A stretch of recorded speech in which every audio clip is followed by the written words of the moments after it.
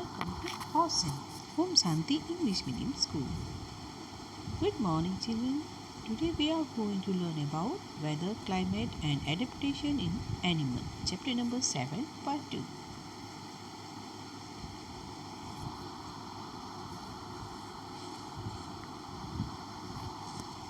Desert.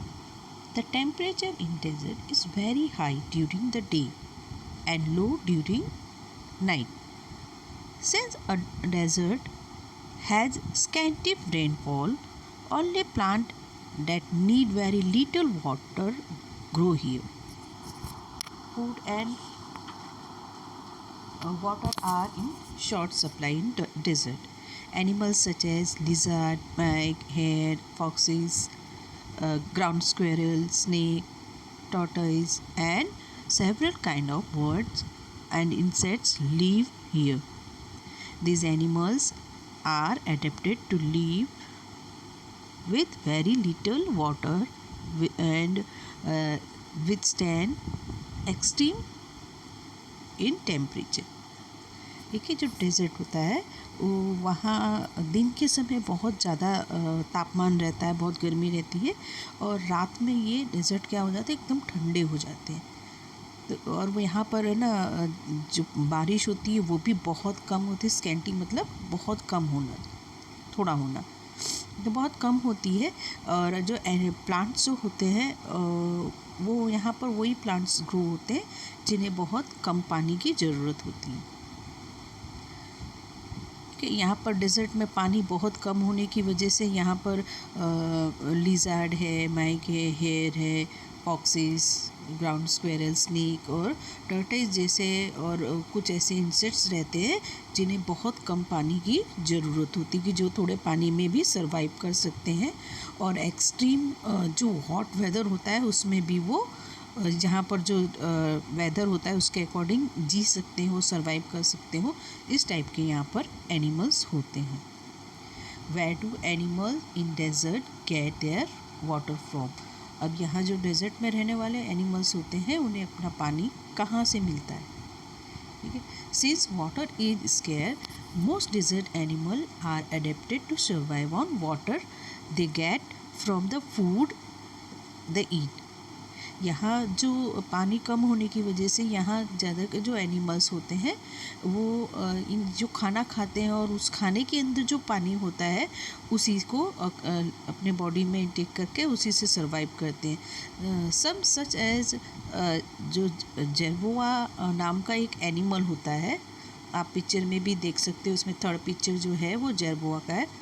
तो जो जेरबोआ होता है ये कभी पानी नहीं पीता है, ये जिंदा रहता है सिर्फ उनसे जो प्लांट ये खाते हैं. सक्सुलेंट प्लांट्स मीन्स जो मतलब पल्म वाले जो प्लांट्स होते हैं, रस वाले जो प्लांट्स होते हैं उसको खाता है, और जो सीड खाता है और उसके अंदर जो वाटर होता है बस वही वाटर उसकी बॉडी में जाता है और उसी से वो सर्वाइव करता है.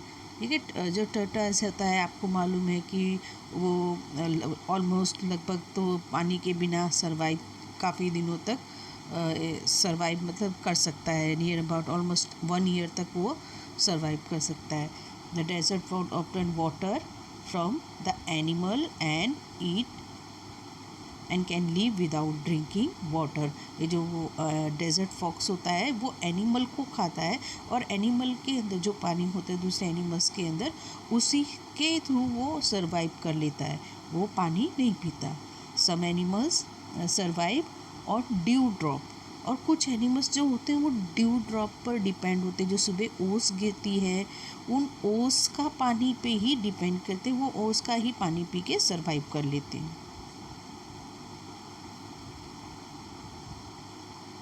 How do desert animals prevent water loss from their body.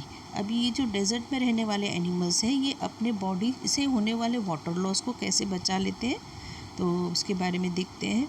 The desert animal prevent water loss from their body in a number of ways. Most desert animal live in burrows which do not get too hot or too cold. They stay in their burrows during the day and emerge at night to feed. This prevent water loss from the body due to extreme temperature during the day. Most desert rivers have light colored skin which keep them cool by reflecting heat waves. The kidneys of desert animal concentrate urine so they lose little water. देखो यहाँ जो animal रहते हैं desert में वो body अपने body से water को लॉस होने से बचाने के लिए वो बॉडीज़ में रहते हैं मीन्स वो जो बिल होता है बिल के अंदर रहते हैं और ये जो बिल होता है ये ना बहुत गर्म होता है और ना ही बहुत ठंडा होता है। ये दिन के समय अपने बिल में रहते हैं और रात के समय खाने के लिए बाहर निकलते हैं।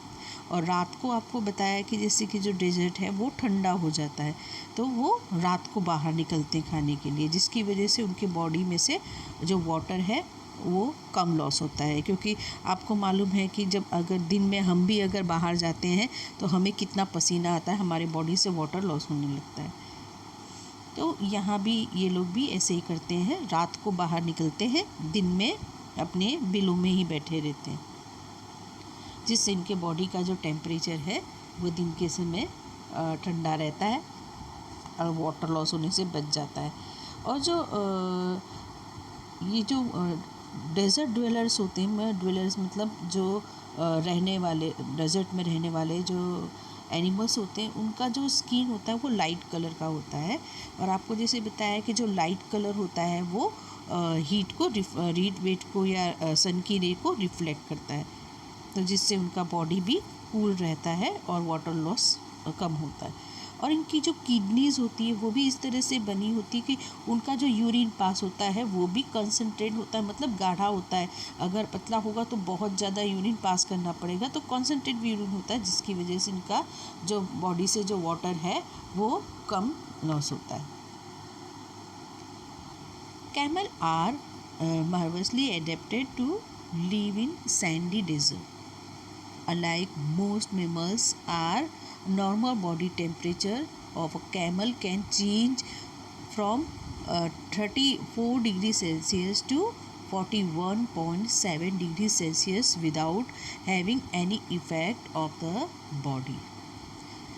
Okay. This helps it to maintain its body temperature close to the temperature of its surrounding without sweating as the temperature rises. This help it to conserve water. अभी देखो जो कैमल का बॉडी है वो सैंडी डेजर्ट में रहने के लिए बिल्कुल अनुकूल होता है। उसका जो मैमल्स होते हैं, नॉर्मल मैमल्स होता है, उसमें जो कैमल होता है वो अपने बॉडी के टेम्परेचर को 34 डिग्री सेल्सियस से 41.7 डिग्री सेल्सियस तक चेंज कर सकता है और उसकी बॉडी में कोई इफ़ेक्ट भी नहीं होता इतने टेम्परेचर का। ठीक है, हमारे यहाँ तो अभी इतना टेम्परेचर जो हो जाए तो गर्मी से हमारी हालत ख़राब हो जाती है ना, लेकिन यहाँ कैमल को कोई फ़र्क नहीं पड़ता उसकी बॉडी में, वो ऐसे टेम्परेचर में आराम से रह सकता है और उसको कोई स्वेटिंग भी नहीं होती, जिसकी वजह से उसके बॉडी से वाटर भी लॉस नहीं होता है, वो अपने बॉडी के अंदर वाटर बचा के रख सकता है। बाजा polar region, the arctic region on the extreme north and the Antarctic region on the extreme south are the polar region of the earth. अभी आपको मालूम है कि हमारे अर्थ के दो पोल हैं, 2 पोल्स हैं, नॉर्थ पोल और साउथ पोल। ये दोनों पोल जो हैं ये बहुत ही ज़्यादा ठंडे होते हैं, यहाँ बहुत ठंडा होता है और ये दोनों पोल को ये पोलर रीजन कहते हैं। These regions have very low temperature and little sunlight and are covered with ice throughout the year. They are treeless region with practically no other vegetation except lichens. Few kind of animal adapted to live in extreme cold temperature in this region. अभी देखो यहाँ पर जो है वो पूरे साल बर्फ़ जमी रहती है, यहाँ का टेम्परेचर बहुत लो होता है। तो यहाँ इतना बर्फ़ होने की वजह से यहाँ किसी और टाइप की कोई प्लांट्स नहीं होते हैं, कोई पेड़ पौधे नहीं उगते हैं। सिर्फ एक प्लांट जिसको बोलते हैं लाइकेन, जो लाइकन जो होता है वो एक तरह का क्या आप उसको काई बोल सकते हो, सेवाग, बस वही यहाँ पर ग्रो होता है और कोई प्लांट यहाँ पर नहीं होता है। और कुछ एनिमल्स यहाँ रहते हैं जिनका जो बॉडी है वो इतने कोल्ड, इतने एक्सट्रीम कोल्ड टेम्परेचर में भी सरवाइव कर सकता है।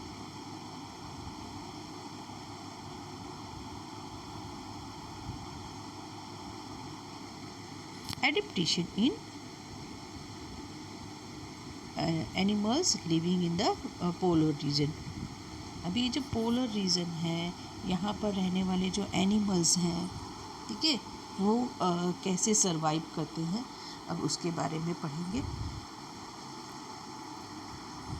Polar bear, seal, arctic fox, arctic hare and reindeer live in the arctic regions. These animals are adapted to live in a inhospitable climate that often drop below minus 30 degrees Celsius in winter. The Arctic fox and Arctic hare have short ear and tail. This prevent heat loss. Their thick fur keep them warm.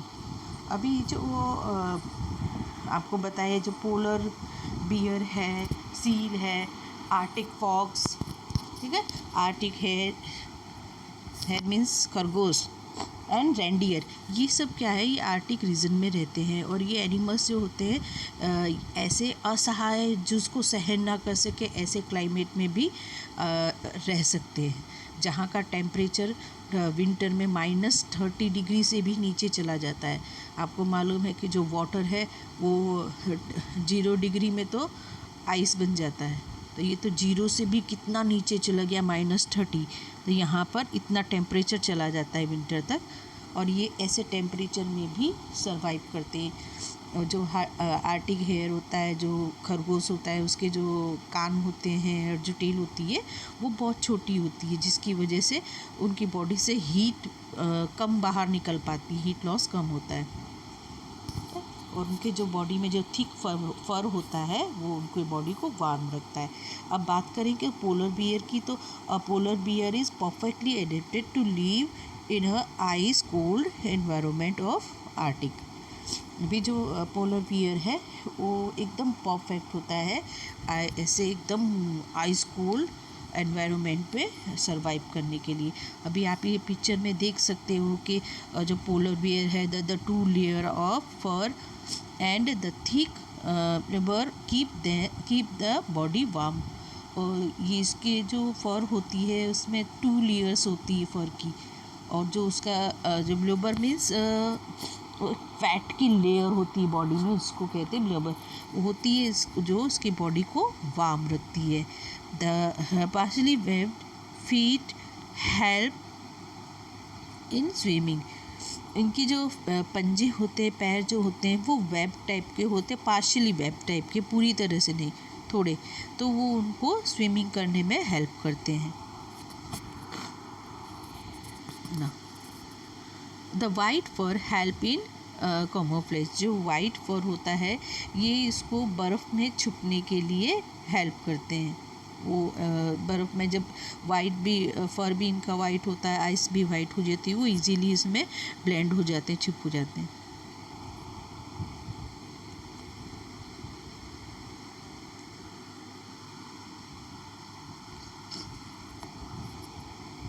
Its sharp sense of smell have the locate food. और इनका जो smell का जो sense होता है वो बहुत powerful होता है, जिसके थ्रू ये अपने फूड को पता कर लेते, सर्च कर लेते।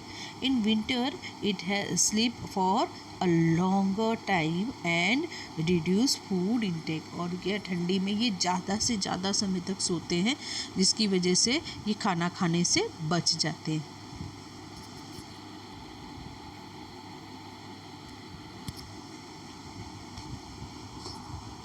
bear have a thick layer of fat called blubber. Below the skin, उनकी स्किन के नीचे ये जो थिक लेयर होती है फ्लैट की, उसको ब्लबर कहते हैं. The body is covered with 2 separate layer of fur. ठीक है, 2 सेपरेट लेयर होती है उनकी बॉडी पे फर की.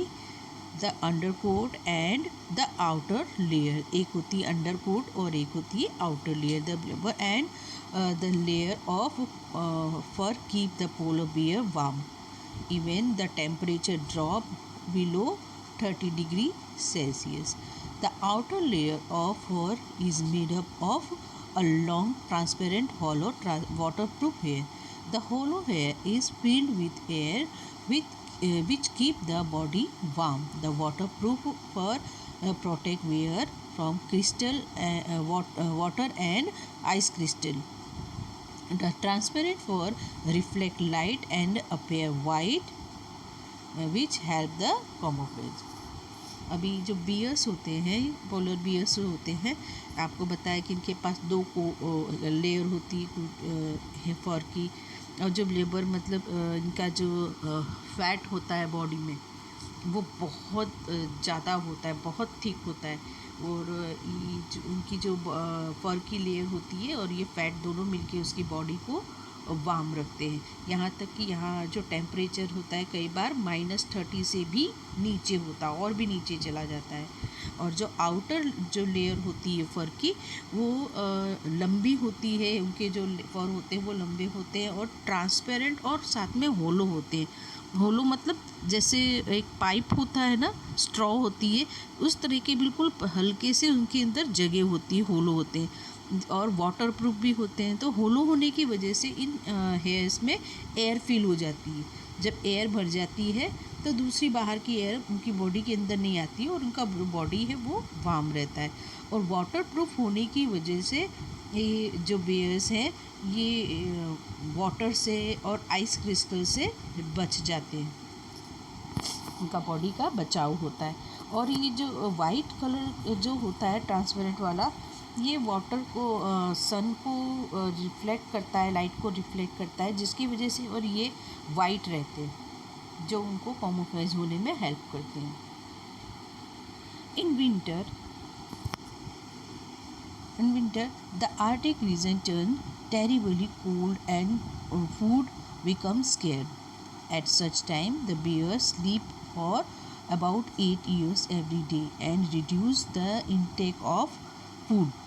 Thus the body feature and habits help the large carnivores on the earth live on Arctic. अभी देखो जब विंटर सीज़न आता है और बहुत ज़्यादा ठंडी पड़ने लगती है और खाने की भी कमी होने लगती है, तो इस टाइप के जो एनिमल्स होते हैं वो नियर अबाउट दिन में 8 घंटे रोज़ सोते हैं, जिसकी वजह से ये खाना कम खा सके. जितने भी यहाँ पर आर्टिक में कार्निवोरस होते हैं वो इसी तरह की हैबिट होती है उनके अंदर. The Antarctic region is dominated by emperor penguins and seal. Penguins are flightless bird, but are excellent swimmer. जो देखो जो एंटार्क्टिक रीजन है वहाँ पर एम्परर पेंगुइन का राज चलता है. एम्परर पेंगुइन्स और सील मछली का राज चलता है. पेंगुइन्स जो है एक्चुअली ये फ्लाइटलेस बर्ड है, लेकिन ये बहुत अच्छे स्विमर्स होते हैं. they live on the ice and in the ocean around Antarctic. ये एंटार्क्टिक जो होता है वहाँ पर ओशन के आसपास में और बर्फ़ में रहते हैं. They have to maintain their body temperature to remain active. वो अपने बॉडी के टेम्परेचर को मेंटेन रखते हैं, जिसकी वजह से ये एक्टिव रहते हैं. They have several adaptation that help them to keep warm. अभी आप ये पिक्चर में भी आराम से देख सकते हो कि उनके जो ब्लैक फैदर्स होते हैं ये सनलाइट को एब्जॉर्ब कर लेते हैं, तो जिसकी वजह से इनकी बॉडी में हीट रहती है. और जो ब्लबर है वो इंसुलेशन का काम करते हैं, मीन्स अपने उनकी बॉडी को गर्म रखते हैं और फूड को रिज़र्व रखते हैं. स्ट्रीमलाइन जो बॉडी है, स्ट्रीमलाइन वो स्विमिंग में उनकी हेल्प करती है. फाइन लेयर ऑफ फर उनकी बॉडी को वार्म रखता है, और जो वेब फीड होती है वो उनको तैरने में हेल्प करती है।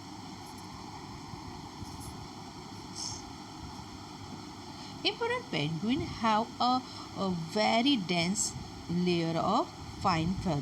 उनकी जो बॉडी होती है बहुत घने फर होते हैं उसमें। They have more feathers than any other bird. They also have a thick skin and blubber. उनकी जो स्किन होती है वो भी बहुत मोटी होती है, और ब्लबर मीन्स उनके स्किन के नीचे फैट की भी एक मोटी लेयर होती है, ठीक है। और इनकी बॉडी में जो हेयर हो तो वो इतने सारे इतने घने होते हैं जो किसी और बर्ड के बॉडी में नहीं होते। The dark color feather on a penguin black penguin's back absorb sunlight. उनकी जो बैक साइड में जो ब्लैक कलर के फेदर्स होते हैं वो सनलाइट को एब्जॉर्ब करते हैं, जिसकी वजह से उनका बॉडी गर्म रहता है।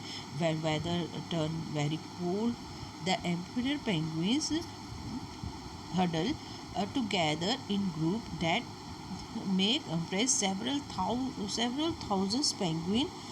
This helped the bird remain warm.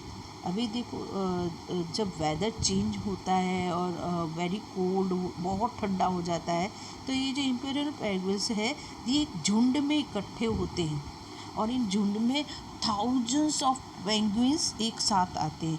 और जब जहाँ आपको मालूम है जहाँ बहुत सारे अपने भी लोग इकट्ठे हो जाते हैं, हम लोग इकट्ठे हो जाते हैं, तो हमें गर्मी लगने लगती है। तो उसी तरह से ये भी थाउजेंड्स ऑफ पेंगुइन अपने हजल में एक झुंड में इकट्ठे हो जाते हैं, और जिसकी वजह से इनका बॉडी जो है वो बर्ड जो है वो गर्म रहते हैं। Imperial penguin breed in winter.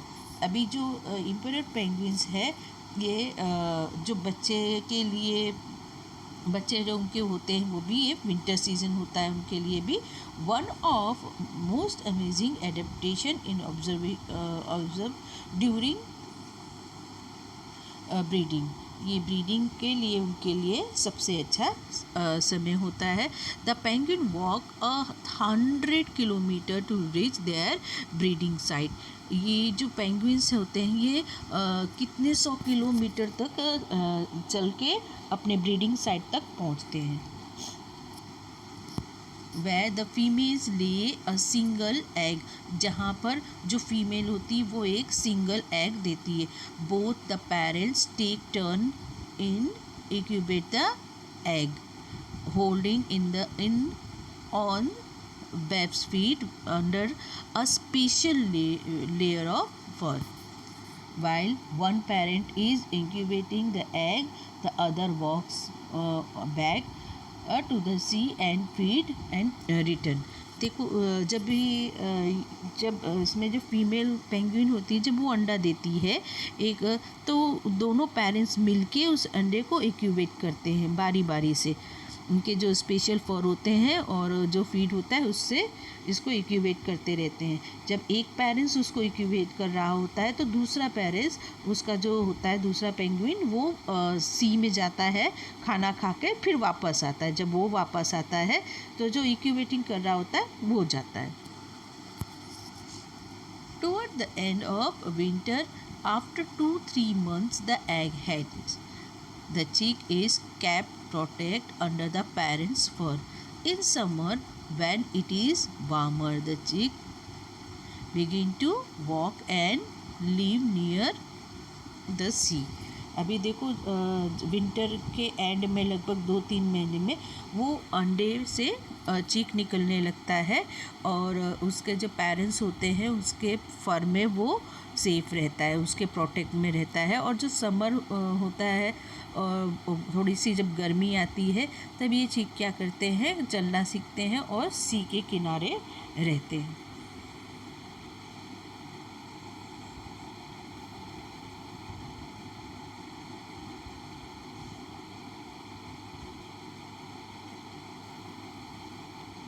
Okay, see you in the next part. Till then, bye bye and take care.